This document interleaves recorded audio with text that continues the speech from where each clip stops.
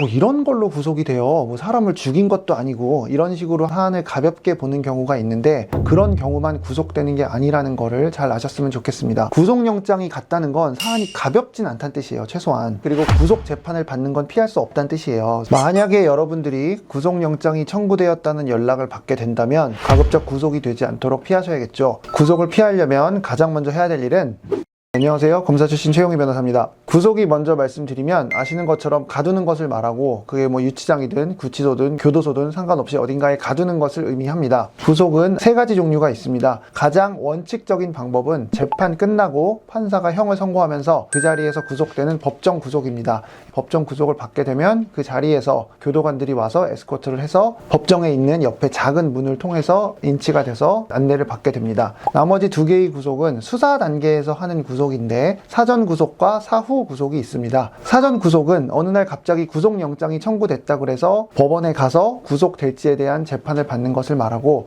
사후 구속은 체포가 되고 나서 이어서 연달아 구속이 되는 걸 사후 구속이라고 합니다. 체포가 어떤 형태로든 되고 나면 48시간이 지나기 전에 구속을 할지 여부를 결정을 해야 되고, 수사기관에서 구속을 해야겠다는 결정을 하게 된다면 법원을 통해서 구속 재판을 받고 구속될지 여부가 결정이 되고, 만약에 구속할 필요가 없다는 결정을 하게 되면 석방돼서 바로 귀가 조치를 받게 됩니다. 최근 뉴스를 보시면 계엄 사태로 인해서 많은 사람들이 구속이 되고 있는데 이분들 중에는 사전 구속이 된 분도 계시고 사후 구속이 된 분들도 계십니다. 사전 구속의 대표적인 예는 작년에 구속됐던 유명 트로트 가수를 생각하면 됩니다. 그 사건은 경찰에서 구속을 한 경우이고 체포를 하지 않고 바로 구속을 한 걸로 기억하고 있습니다. 그렇기 때문에 그거는 사전 구속에 해당합니다. 참고로 구속을 할 수 있는 사람은 경찰, 검찰, 법원입니다. 그래서 법원이 구속하는 건 아까 말씀드린 대로 재판 끝나고 하는 법정 구속이고, 경찰이 구속을 하는 경우에는 구속영장을 검사한테 신청하고 검사가 구속영장을 법원에 청구합니다. 따라서 경찰은 구속을 하려면 검사와 판사의 결정이 필요하고, 검사가 구속을 할 때는 법원에서 구속을 한다는 결정이 필요합니다. 이렇게 해서 구속이 되는 경우를 구속영장이 발부됐다고 하고, 구속이 안 되는 경우를 구속영장이 기각되었다고 합니다. 구속을 어떨 때 당하는지는 이제 형사소송법 70조에서 자세히 규정을 하고 있습니다. 죄를 범하였다고 의심할 만한 상당한 이유가 있어야 되고, 법에서 규정하는 다수의 요건 중 하나 또는 여러 개가 있으면 되는데, 그것들이 뭐냐면 주거 부정, 증거를 인멸할 염려가 있는 경우, 도망하거나 도망할 염려가 있는 경우, 범죄의 중대성, 재범의 위험성, 피해자 및 주요 참고인 등에 대한 위해 우려, 이런 것들을 고려해서 판사가 결정을 하게 되어 있습니다. 여기서 이제 많은 분들이 착각하는 건 죄를 안 지었는데 왜 내가 구속이 되냐 그래요. 근데 그 요건을 잘 안 본 거예요. 요건은 죄를 범하였다고 의심할 만한 상당한 이유만 있으면 돼요. 그러니까 유죄가 되려면 이거보다 더 높은 요건이 있어야 돼. 거의 확신. 근데 구속 단계에서는 그 정도는 아니고 한 것 같아 만 되면 이제 구속은 될 수 있어요. 그렇기 때문에 구속은 됐지만 이후에 또 무죄가 나올 수도 있는 이유이기도 하고요. 근데 중요한 건 이거예요. 이거 이렇게 들으면 누가 언제 구속되는지를 알겠냐 이거예요. 정확히. 이게 정말 귀에 붙이면 귀걸이고 코에 붙이면 코걸이에요. 이거는. 트로트 가수 예를 잠깐 들어볼게요. 일단 음주 뺑소니로 너무 보였고 사고도 적지 않았어요. 그러면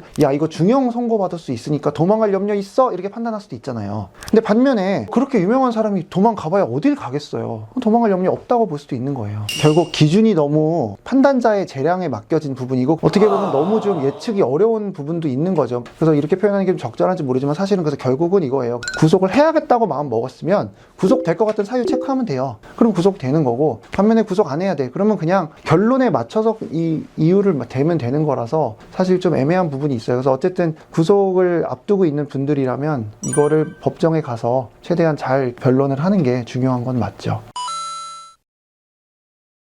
일단은 구속영장이 갔다는 건 사안이 가볍진 않다는 뜻이에요. 최소한. 그리고 구속 재판을 받는 건 피할 수 없다는 뜻이에요. 그 재판을 일단 피할 수는 없기 때문에 일단 판사 앞에까지 가는 건 정해져 있는 거거든요. 아까 말씀드린 것처럼 구속 사유라는 게 귀에 붙이면 귀걸이고 코에 붙이면 코걸이기 때문에 내 입장에 맞는 변론을 하는 게 정말 필요해요. 근데 실제로 구속영장이 청구되면 구속영장 청구서를 법원에서 보내줘요. 근데 보면은 수사기관은 구속을 해야 되기 때문에 구속 사유에 해당하는 것만 적거든요.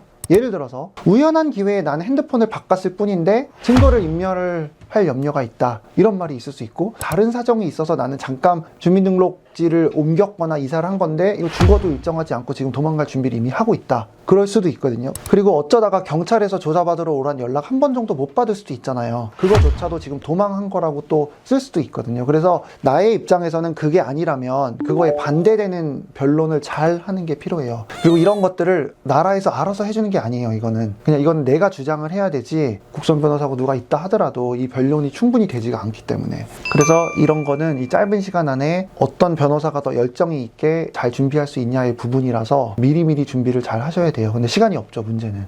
참고로 수사 단계에서 구속이 되면 이 구속이 맞는지에 대해서 다시 한번 판단을 구하는 거를 구속 적부심이라고 하고요. 그 다음에 재판 결과 나오기 전에 일단 나가고 싶어, 풀어주세요 하는 게 보석이거든요. 이거는 되게 예외적인 경우라서 제가 웬만하면 추천은 안 드려요. 뭔가 특별한 이유가 있지 않은 이상 법원에서 한번 구속한 거를 풀어주는 경우는 되게 드물거든요. 그래서 이런 건 좀 신중할 필요가 있습니다. 그 다음에 구속을 대하는 의뢰인들의 자세를 보면서 제가 느낀 건 생각보다 구속의 무서움을 잘 모르세요. 그러니까 예를 들면 죄를 진 건 인정해요. 그래서 피해자랑 합의가 필요해. 근데 2천만 원 외에는 더 준비할 수가 없대. 난 차라리 이 이상은 배째도 없으니 그러면 난 그냥 감옥을 가겠다고 해요. 그러면은 당연히 합의가 안 될 수 있잖아요. 구속이 되면 그제서야 어디서라도 더 마련을 하겠다고 해요. 그때는 가서 후회해도 바로 나올 수가 없어요. 최소 1심 재판 끝날 때까지 한 2개월, 4개월, 맥스 6개월까지도 기다려야 되기 때문에 내가 지금 당장 뭔가를 더 노력해서 할 수 있다면 내가 지금 최선을 다하고 있지만 사실은 그게 최선이 아닐 수 있다는 거를 기억하실 필요가 있고,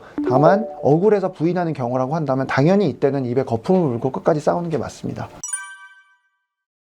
오늘은 구속이 뭔지, 그리고 구속영장이 청구되었을 때 어떻게 해야 되는지에 대해서 말씀드렸습니다. 구속은 누구나 정말 무서워합니다. 그런데 많은 분들이 하는 착각은 뭐 이런 걸로 구속이 돼요, 뭐 사람을 죽인 것도 아니고, 이런 식으로 사안을 가볍게 보는 경우가 있는데 그런 경우만 구속되는 게 아니라는 거를 잘 아셨으면 좋겠습니다. 구속영장이 청구되는 경우에는 정말 하루, 이틀 만에 모든 준비를 해야 되기 때문에 꼼꼼하고도 열정 있는 변호사의 도움이 필요합니다. 구속은 물론이고 형사사건의 당사자라면 반드시 꼼꼼한 변호사와 상담을 받으셨으면 좋겠습니다. 이상 최용희 변호사였습니다. 감사합니다.